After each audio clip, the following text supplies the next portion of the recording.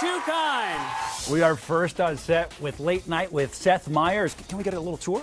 Sure. Well, dude, these new digs. I know. Congratulations. No, it's insane to actually just have digs is very exciting for me. So, but like everything's new, even the audience chairs, the everything's carpeting. new. Yeah, it's fresh snow, and we've been having a lot of fun messing around in it. How you adjusted? Still adjusting, I feel like is the best possible answer for that. My metabolism has to go from doing a show once a week to doing it every night. But so far, so good. The nice thing about having a nightly show is you have no time to look backwards. You have to constantly look forwards, and that's been fun for us. Yeah, I mean, now you're working. When you're on SNL, it's just working one day a week. That was really like being on vacation. I will say, this is actually, I feel like I'm sleeping more with this job than I did at SNL. Because like at SNL, you just like stay up all night writing, and then you stay up all night rehearsing. Like this has that nice thing of like you finish the show and you kind of have nothing to do until the next morning. So that's been good. So you don't take your work home with you as much? I'm trying to do it less than I did. Now being a newlywed, I feel like the one thing the one favor I can do my wife is not bring my work home as much as I have in the past. How is she adjusting? She's loving it. Yeah? She's having a good time. Our dog was on TV tonight. I saw that. Yeah, well, she has nothing to complain about. Martha Stewart and Lil Jon. Martha Stewart and Lil Jon. That is the best thing about one of these shows is like you just come in and you go, oh wait, who is it tonight? And it's like these great combos of people like Martha Stewart and Lil Jon. You must have a list of people that Yeah. you want. You must have a guest wish list. Who's on that? Well, to some degree, at this point, you're just happy anyone will give you their time. Like maybe when we're a year in, we'll start wish listing a little bit more. But right now, it's really fun. I found the part of the show that I had done the least that I'm enjoying the most is talking to people. And you do, well, you have to do it more now than you did at SNL. So. Yeah, I mean, you never did at SNL. Like people, when I interview people like Stefan or Drunk Uncle, like I know what they're going to say. It's not like I'm actually learning anything. So that's been the nice part of it. So talking to real people. Talking to real people. You've discovered that you like people. I have discovered I like people when it's on my terms in my studio.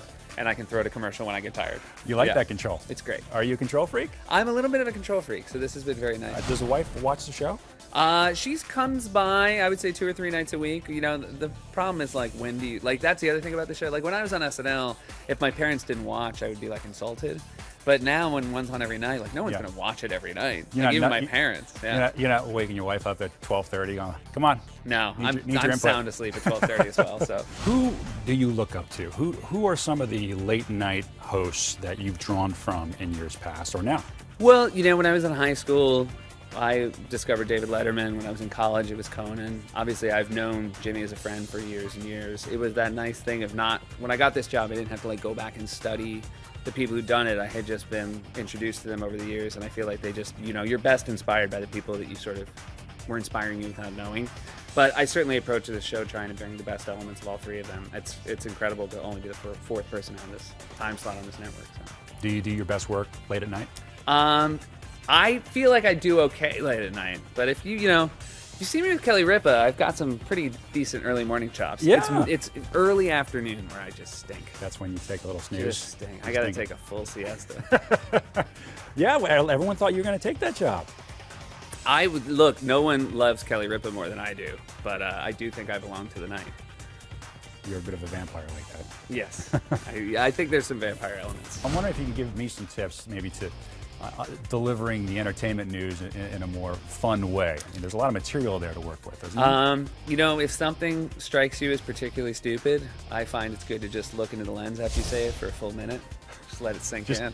They don't give me that kind of time, so just look into the lens. Yeah, just because this happened again with this person. Like Justin Bieber just peed in a bowl. Yeah, and then just like hold it. Let him deal with it. Let him think about what you just told him. And maybe shake your head a little bit, do that, and then just move on. That's it. Yeah. But you just look funnier than I do when you do that. Thank you. You just We're talking about faces now? We're literally talking about silent faces, and you're like, yeah, but when neither of us are talking, you're funny. I just mean that in the most complimentary way. I will take it. You express yourself with your face. I can have you ejected from this studio, sir. This is my turf. So as a writer, you would have looked at that little bit that I just did and said, Justin Bieber peeing in a bowl. That's just not that funny to begin with. I thought it was great. Really? I really was happy about it. You're not just saying that, are you? I'm not just saying it. I should just say it because after you ran down my face like you did.